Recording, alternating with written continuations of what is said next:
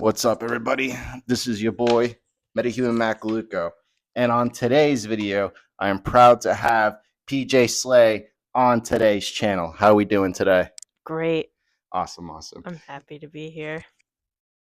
Thank you for stopping by. Hell yeah. So, PJ, let's talk about it. You started off in Ohio. Kind of. Kind of. Please elaborate. So when I first started DJing, I was in New York, New Jersey. Okay. So like I was with like NYC ravers and like part of like that on the very baby end of things because was such Right. a minor. Oh, man. Oh yeah, midget. That must have been kind of nightmarish for you at the time. A little bit. I was a little desensitized. Both of my parents are involved in the scene. Okay. Yeah, Interesting. originally, yes. Did they help you get your start in? Was there any type of nepotism involved? No, probably the most that happened was like my biological dad. When I was exposed to him periodically, he was the one who originally showed me how to like mix vinyl. Okay. On like Denons and Newmarks with it was Virtual DJ 2007. That's how deep it went. Oh boy. Yeah. And along your journey, you were in New Jersey and in New York doing whatever. How did you go from New Jersey, New York to Ohio to present day Florida? Okay, so I was in Jersey, New York, and I was doing DJ stuff out there. And I lived there and I went to high school there, all that stuff. And then I went to Syracuse University in upstate New York, which is where I met Weathen and all of them. They were cool. That kind of brought me into the scene again, doing more stuff under my CR and like being more involved. And then I was like, I don't like this school. So I left there.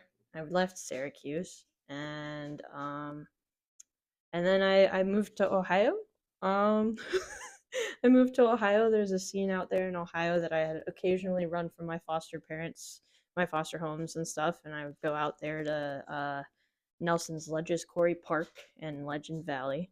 There's just big family vibes for me. You know, the owners, the everybody who works there. You know, my adoptive family essentially. Gotcha. And then I came here in August. So, when you established Wallflower's Paradise, was that done in Ohio, or was that done during your travels between Ohio to Florida? That was done in Ohio. So Wallflowers was a like a little baby fever dream of mine. Like when I was like 12, and I used to watch those videos of that guy who would go to like abandoned malls and stuff. And I was like, wouldn't it be really cool to have like a wellness based community that's like in an abandoned mall? And from that was like I was like, oh yeah, I'm totally gonna do this thing one day. It's gonna be rave themed. It's gonna have all this cool stuff. And so when I was in Ohio, what really kicked it off actually was tragedy. When I was 19, my significant other and my best friend both died. And from that, I actually was like, okay, there's a lot of things. I turned into this like kind of mom version of myself where I was still very childlike, but very much caring about other people's like dispositions, financial situations, and stuff like that. And I started really like focusing on that more than just like the harm reduction side of things, making sure people had water, like a rave mom, rave older sibling sort of vibe. Where from that situation, I went and I was like, okay, there's a lot more to this. There's also like, you know, the safety side of things and like, you know, people need an outlet and people need things that aren't based in monopoly and you know, just kind of supporting everybody. Gotcha. So, would you say that Wallflowers Paradise is a charitable organization, or do you work in conjunction with other charitable organizations? It's both. So, as of right now, in Ohio, we had the 501, which means with the Secretary of State and all that, we were a registered domestic nonprofit. We were not tax exempt. So I've been paying the taxes personally this whole time. with moving to Florida, you have to change the address. You have to do all that jazz. So we are doing that in the process of making money to do that personally and through donations and whatnot to create that and move forward from there. But pretty much everything we do is like helping people. Right. What would you say are the top organizations that you have worked with? Is there anything involving DV, anything involving harm reduction, anything that the audience should know about? Okay, so I've worked closely with like studying and research wise with the Columbus, Ohio branch of um, the YWCA. Like I helped with their um, fiscal year stuff with for their fundraising and everything, and I learned a lot of stuff doing helping with that and doing that way. And then I've worked with them. I've worked with like village posting groups on Facebook. I've helped them. Right now we have like a small partnership with Rebel Recovery. Okay. Yeah, it's a little fun little thing. You know, they're helping us get supplies. You know, if we so with like the thrift store and stuff, right? Uh, Stuff won't sell sometimes, but it's still usable and whatever. People just aren't interested in it. And so I'll take it with me, like tubs of it with me when we do like the homeless hookup stuff when they give out stuff. Um, and if the people that we usually work with aren't interested in that stuff, then we donate what's left back to Rebel Recovery, and then they in turn give us more stuff Right. Narcan and test strips and whatnot, and working on getting Plan B more consistently. Seems to be a great need. So yeah, so we give out all that stuff, free condoms, everything. I used to volunteer and helped a lot with like Dance Safe and Narcandies in uh, California. This like program where they like make candy bracelets and they put an Narcan on them. We were helping a lot with that, and we had our art night. We would make candy bracelets and send them in, and then they would send us back one, and they would make more and give them out at festivals. We did that for a while. Just yeah, Dance Safe, Bunk Police. I used to volunteer at Bunk Police, and Overdose. We've worked with them a couple times. Yeah, like just kind of wherever we could help with other things that were already established, we have basically. And have any of the representatives of any of these charities ever came through to check out the shows that you throw? Um, I don't know. I don't know. Watch this whole time. Someone's been watching from afar. Yeah, honestly, I wouldn't. I don't doubt that. I'm always like when I do shows, I'm literally just like in like full mom mode, basically. Like, does everybody have water? Nothing weird's happening. Okay.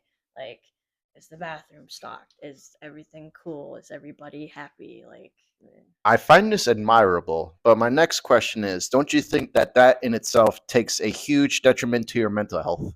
oh, occasionally, occasionally. But I think also with like my background, of being like a foster kid and having being a foster parent and like raising, helping raise my siblings and foster siblings over the years, like it is essentially very much a part of my personality at this point where I can't help but continue to like advocate for others and like even with my education background and everything, it's very much part of that as well, where I did psychology and I did art therapy and I did all of that.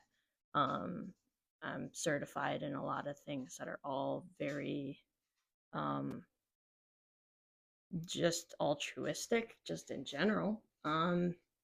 It's hard to compartmentalize sometimes where the business factor ends, um, because I get very involved in people's lives, um, and knowing their struggles and knowing so many people and knowing all of their individual struggles and the structures within their lifestyles and stuff like that, it can be hard to organize all of that in a way that is maneuverable. But I mean, I'm not saying it's difficult, but at some point you got to have some sense of boundaries, right? Like you got to tell people, "Yo, I don't appreciate you doing XYZ things at my shows. I don't appreciate you doing XYZ things outside of the shows. I just don't appreciate you doing XYZ things in general because it's bad for your health or it's bad for the people within your circle." Yeah, so that's that I hate having those conversations with all my heart because like I want to be the type of person that like no matter what you're going through you can always be here, and that's a fact. That's but hard conversations need to be had. I've had to have them and I hate it, and I it makes me cry, and I'm like, "Oh, I wish I didn't have to say this, but unfortunately your behavior or whatever, like there are certain things that I definitely cannot look past, Yeah, absolutely. like certain situations, like with like criminal history and stuff like that, with knowing statistics and stuff, and that with certain things and with those certain things I'm a hard pass on. um but like behaviorally, I definitely have been trying my best to put my foot down within reason. It's hard. It's hard. I don't want to hurt anybody. It's like my biggest thing. There's a difference between hurting somebody, okay, and telling people, "Yo, you're fucking up." Yeah, yeah, and I'm trying my best on making sure that at least with that, it's like, okay, this was unacceptable behavior. I'm sorry. We had a discussion about it, and it's not just on me. Like I make sure that like, I kind of take a vote every time, and Yeah. I like talk to the group, and like I'm like, hey, what do we think about this occurrence? These are my thoughts. What are yours? And then we kind of come up with like a thing that everybody agrees on to do with it. Um, it's hard, but it's necessary. 100%. So moving forward, since you've came to Florida, you have had the help of two venues, Riptides and Shadow Cabaret. Would you like to talk about these and how you came to be with them? Okay. So when I moved here in August, I made a friend at Kava Sutra who she works there, and she was like, she looked at my life, and we got to talking a bunch, and like that same day that I met her, she was like, "Oh, you should go to the flow nights, the Go Spread the Flow nights at Riptides." And so I started going and attending every week, and through that I met um Brian and some other people. And we kind of just started all working together. They saw, um I guess, the worth in me. I suppose, where I came into the situation having all this background knowledge of it, having so much experience in it, and they asked me to help and participate, and thus I have been, and slowly taking over where need be. Okay. And what was the deal with Shadow Cabaret? Are you allowed to speak on that? Shadow Cabaret, it was found, basically, helped by somebody we no longer work with to find it. Um, and then I set up, they gave me the information for the place. I called him, told him what we were trying to do there, and we set up a meeting. That was pretty much as fast as it went with it. And then by that conversation, what, 2 3 weeks later, we had our first show there. And what which one was that? Omniverts and Villains, or was that the Pirate Rave? The first one there was the emo night. Oh yes, the one with Yeah, Slasher Steve. Slasher Steve emo He night. showed up with the Art the Clown costume. Okay. Yeah, that was cute. I thought that was cute. Like kind of like the first time we do something there, and it's just like the homies getting together, and Slasher Steve was there, and like kind of like we were just kind of hanging out low key. It wasn't like a big thing or anything. Right. Yeah. I got you. All right. Do you have any future plans in regards to working with other venues, other upcoming shows that we should know about? Upcoming shows we have the Has Been Hotel Rave on the 28th, which I am really excited about. I plan on doing a lot of very niche themes, things that people haven't done before, are very autism coded. Cause me, So here's my question: the show has a lot of show tunes. How do you take those show tunes and turn it into dub? Because almost everyone in that lineup does dub, mhm, and Issa does a lot of techno. mhm. So how does that work? So they're pretty much, it's a challenge. So every time we do a show like that, it's a challenge to the DJs that we get from like Open Decks and stuff like that. And we give them a theme, and we're like, here's the challenge theme, here's the challenge venue, and they have to try to match that as much as possible. Um, so it's like a little bit of balance. Like the type of people that are coming, like they really have to think about these things. And with me personally, I can speak on my own set. I have a lot of electro swing, Okay, a lot of it, and then like stuff that's actually but like aren't you doing a back to back with Mistaken? I'm doing a back to back with Elric.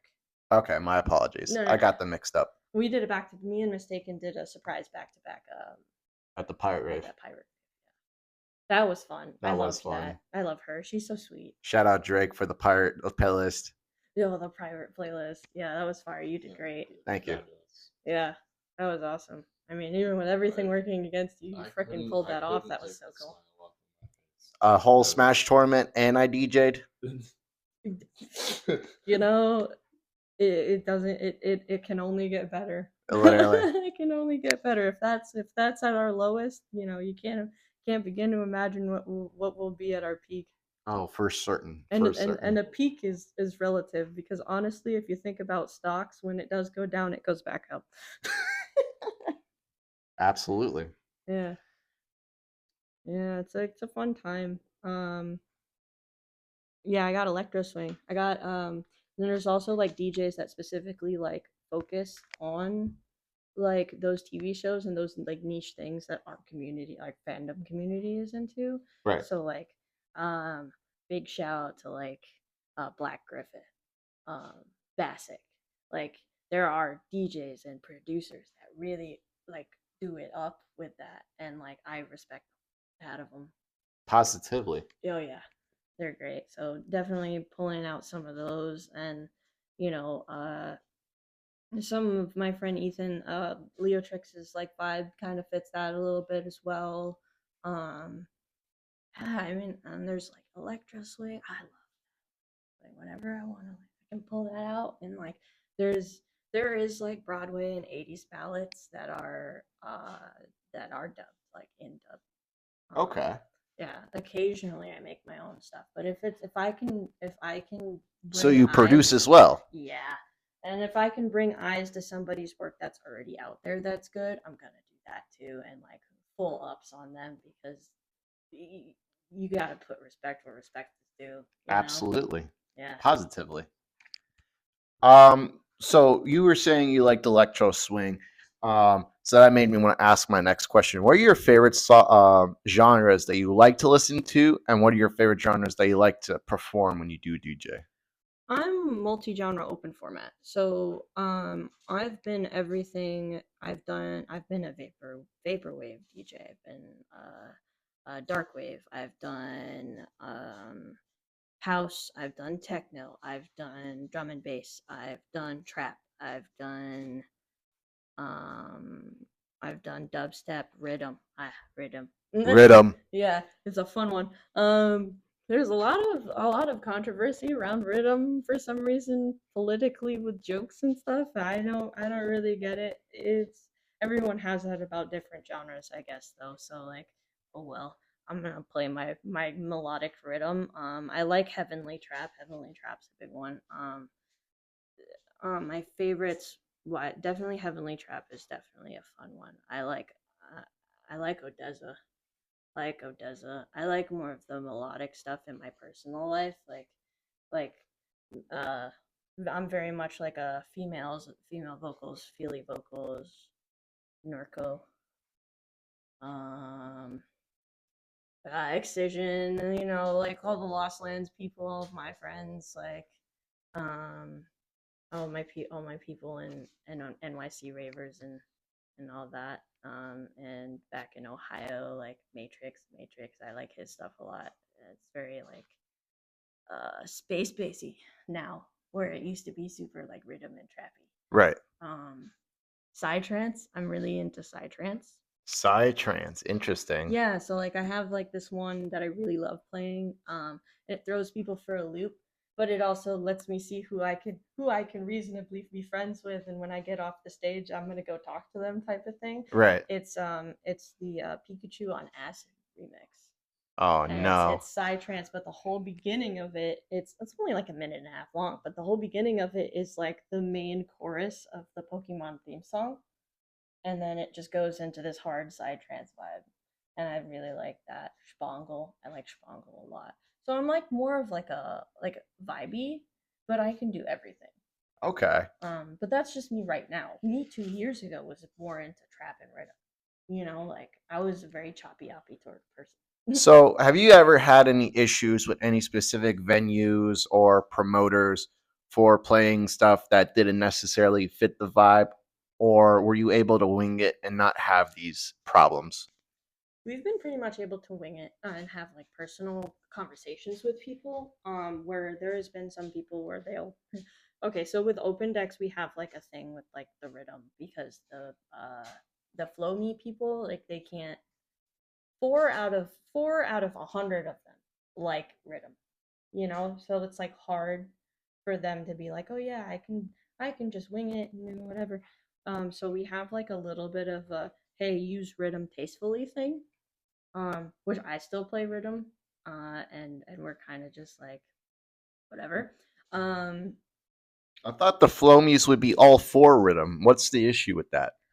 it's the way the flow is. It's if So, if you you're play D&B or house, they're not going to have an issue with the Flomies. No, it's rhythm because of, I guess, the frequency that it plays at, and it's not necessarily the BPM, but the repetitive monotonous of it. Right. Sometimes, like there are certain, like there's melodic rhythm, and there's like, but then there's like the like sort of Chad steppy rhythm where it's kind of the same thing over and over again.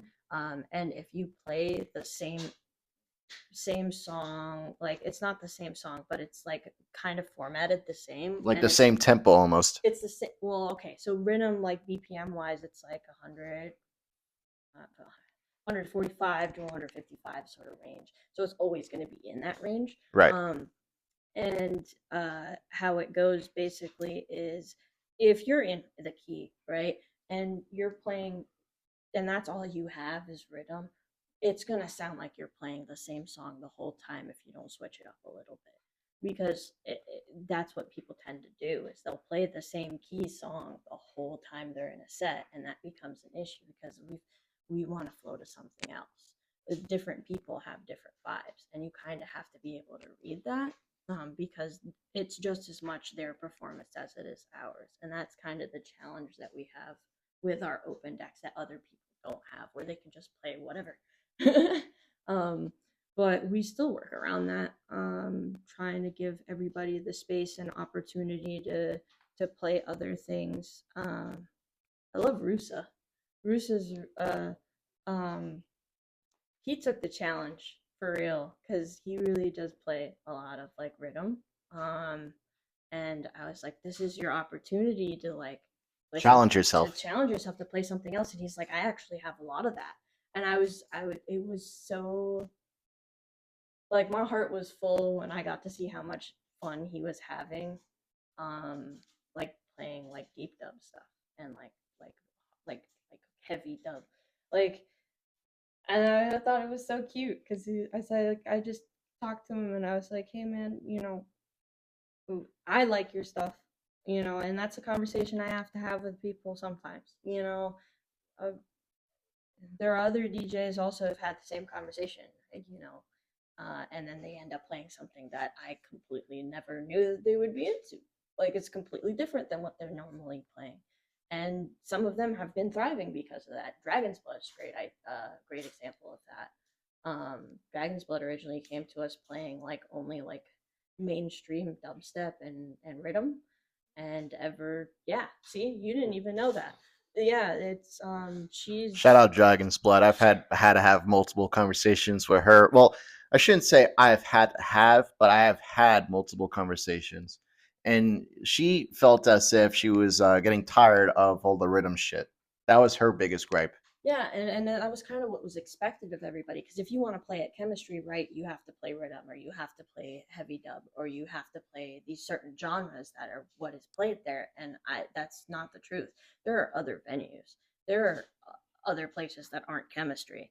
There are other states in the United States of America. Like, Literally. yeah, there's a dozen different what like for each state there's at least like 10 different festivals that happen during the year that are different genres and all types of stuff. There are different artists. Like if you like uh you could be open, you could open for Owl City and still be a DJ. Like, and that's a completely different vibe than rhythm, and that's still applicable. Vastly.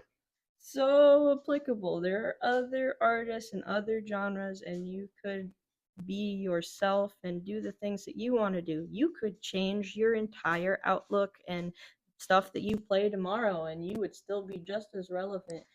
We don't need to think so Little. yeah boxed, Small. so boxed. I don't. We don't need to stay in this little bubble that the monopoly tries to keep us in, and then they're gonna try to do that because they want to make it feel exclusive, and that's how they make money. The point is artistry is an it's so important. It's you expressing your soul in a physical medium. Right. So you're gonna put yourself in a box because of the venue, or because you've seen it work for other people that way. Make your own thing. Make Or your for own other thing. promoters. Yeah, make your own thing. Why are you okay? Sure, you have an audience, you have a certain venue to an extent, right? Within reason. But don't completely take away your ability to branch out and be yourself and express yourself creatively in the things that you like because of that. Does that make sense? Yes, as a matter of fact, I've had multiple conversations with other people, not with the DJing shit, but with this content creation type stuff. Yeah. All right. I'll never forget. I got really faded at 10th level one night, and this dude Dirk, he was trying to put me on with one of his buddies for an interview, Okay. and what ended up happening was I was trying to tell this guy, dude, all you do is interview people within the freaking anime convention space. You don't talk to anybody else outside of the anime convention space. And it's fear. And it's fear. And he's like, oh, but it's so much easier. That's how you network and this, that, and the third. And I'm like, you could still do all that and still do shit outside of this. Like, you would have been blown up. And it was a whole thing. Like, and to be fair, I shouldn't have had this conversation because I was like 3 beers deep and I was getting agitated when I shouldn't have gotten agitated. It was so silly. It happens. I'm like, I mean, it's hard when you know open your mind. when you know that somebody's potential and the things that they're doing are on the right path, but they have closed themselves off to certain things out of either fear or it's mostly fear. People mostly do that out of fear. Psychology wise, they do that out of fear. It's this has worked for me the same way for so long. Um, I'm they're more afraid of it all crashing to the ground than and they're not sure what would come with it growing. Right. It's the fear of the unknown. I mean, realistically though, when you have that much of a following, it's not going to go away unless you do something freaking horrible, which is like on a people's safety level of things. That is different. But if you're just like, okay, I went from only doing niche things to uh okay, now I'm also interviewing the like Matthew Lillard. Like, Literally. like freaking interview that guy, interview the Power Rangers. Like, you can branch out than just locals. You can do more stuff. And a lot of times it's a rejection therapy. It's rejection therapy. The worst that they can say is no. Right. And that's the thing that I live by. I mean, I've been here since August, and people are so scared of me, and they think that my business is run by somebody else, and it's like, why are you scared of me? You've closed yourself off so much that you didn't think that what I was doing was possible. Now, look, just do it. I'm not a competitive person. I'm a collaborative person because that's just a personality trait. If somebody wants to do similar things to me, okay, cool. I hope that you do it better than I did, and then maybe I can know that that niche of people are taken care of well, and then I can do something else. Right. Like I want people to be happy and feel like they're seen and find people that are similar to them and grow together. It's fuck the money, fuck all that. I shit. I mean, you were my door guy. Yes. Like, people are trying to call me a grifter online, and I'm like, what money are we grifting? And you can ask any of my DJs, if we make money, everyone gets paid. Even if we don't make money, like, I'm still trying to pay everyone, and I'm like, they're like, no, you don't have to pay me. I know we didn't make anything, and I'm like, that doesn't seem fair though, and like, it's like almost like me arguing with them for them to take the money from me, like, which is out of my own pocket. So like, it's just an interesting, who cares? Why is everyone taking shit so seriously? Let's just be ourselves, and if something doesn't work, try something else. For sure. And I think the one of the biggest things is that it's a lot of ego as well. uh yeah, it can be, but like that's like Freudism, right? So um ego can be a good thing. It depends on where you focus your ego, Right. and what are the things that are important to you. That's more of an introspective, where um people don't know where they're focusing it. So they focus it on, oh, well, I care about, the theme of the party, or I care about this, or I care about that. I care about money. I care about this. Some things are more acceptable to be ego focused than others. Um, and there have been a lot of, I would say, more challenging people to work with, but I think that over time, with the right conversations, everyone could work together. Um, it's a lot of that stuff is also like mental health. Right. Like, some people have been through some stuff. Like, they've been through some stuff, and the way that they deal with it is scientifically typical, but it's not something that other people want to deal with, um, or XYZ, whatever. So, I mean, are we really gonna just not care? No, we should care to an extent. We got to be there for the homies. Yeah, you gotta be there for the homies. It's like, okay, sometimes you gotta let a friend hit rock bottom with the boundaries and whatever, right? But like, to never forgive anybody for anything that they do ever, I've noticed that that's a prominent problem within the scene. Yes. It's like, oh yeah, there was this one time you said this, and I observed it as passive aggressive, but I also never talked to you about it, and now I tell everybody about what you did, and you have no idea. Is wild. Why are we talking about other people behind their backs all like that? Like, just in general. Um, but like, a certain amount of understanding is necessary, right? And empathy and stuff. At the same time, there's a line with it, you know. There are certain things within boundaries in business that you cannot tolerate, like we were talking about earlier. Certain things and certain conversations you have to have with people. You cannot hold people accountable for conversations that have not been had. Correct. You can't. You can't. You cannot hold you can't hold a grudge about for against somebody for trying to communicate with you about a problem.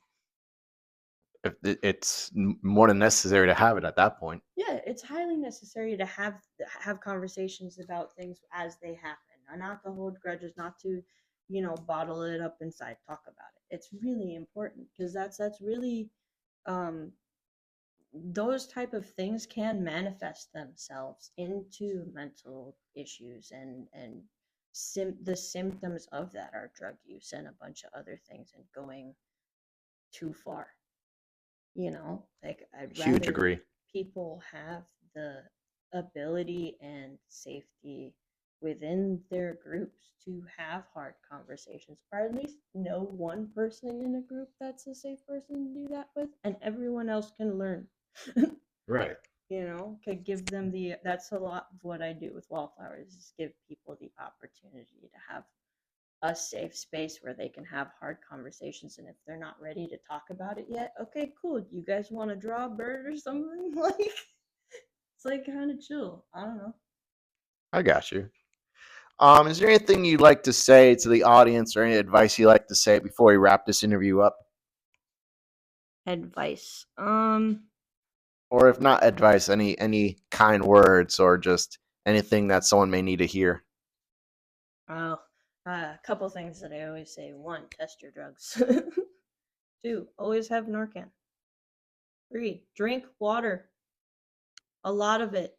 If your pee is yellow, you did not drink enough water. Look up how much water you're supposed to drink.